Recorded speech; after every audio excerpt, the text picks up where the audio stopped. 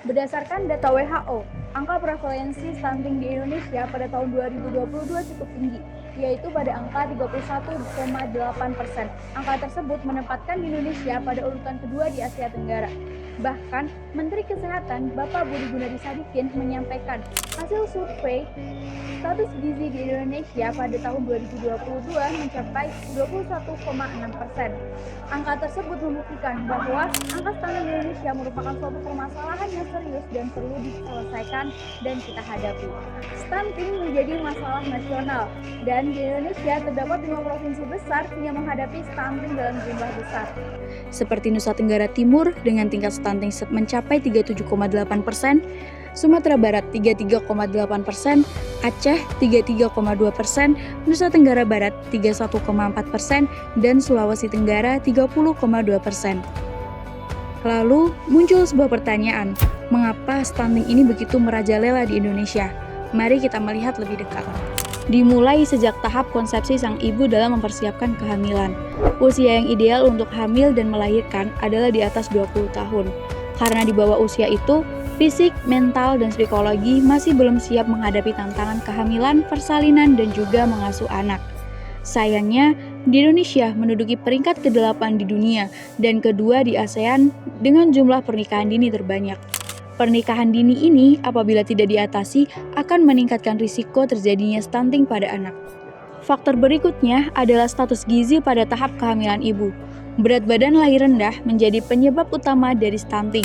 Stunting di Indonesia sering terjadi pada ibu dengan tinggi badan kurang, berat badan kurang, dan BMI di bawah standar.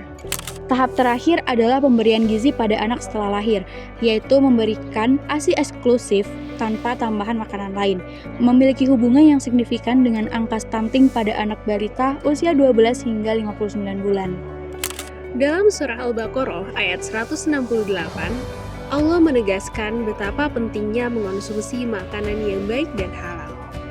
Ayat tersebut mengingatkan kita untuk memilih makanan yang berasal dari yang halal dan baik yang terdapat di bumi.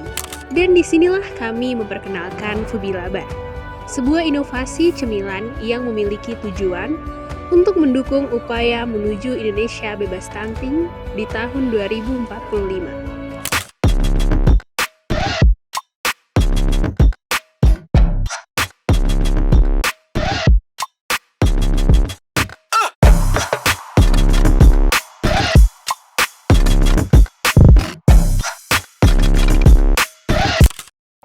Implementasi gagasan Fubilabar melibatkan berbagai pihak dengan peran yang berbeda. Dan inilah pihak-pihak yang akan memainkan peran kunci dalam perjalanan menuju Indonesia bebas stunting. Pemerintah memiliki peran kunci dengan memberikan dukungan kebijakan dan insentif yang mendukung produksi dan distribusi Fubilabar. Pihak swasta juga memiliki peran penting. Mereka dapat berperan dalam menghasilkan produk berkualitas tinggi sesuai dengan gizi yang ketat yang diperlukan untuk mencegah stunting. Masyarakat sebagai konsumen juga tak kalah penting. Masyarakat memiliki peran dalam memilih dan mengonsumsi Fubilabar sebagai bagian dari pola makan sehari-hari mereka.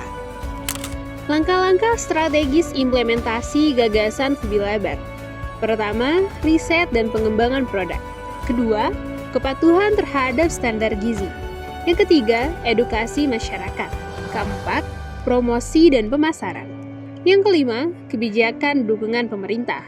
Keenam, keterlibatan mahasiswa dan generasi muda. Dan yang terakhir, evaluasi dan pemantauan berkala. Kami membayangkan generasi mendatang yang kuat, cerdas, dan berdaya saing tinggi karena mereka telah menerima nutrisi yang mereka butuhkan sejak awal kehidupannya. Fubilabar adalah lebih dari sekedar produk.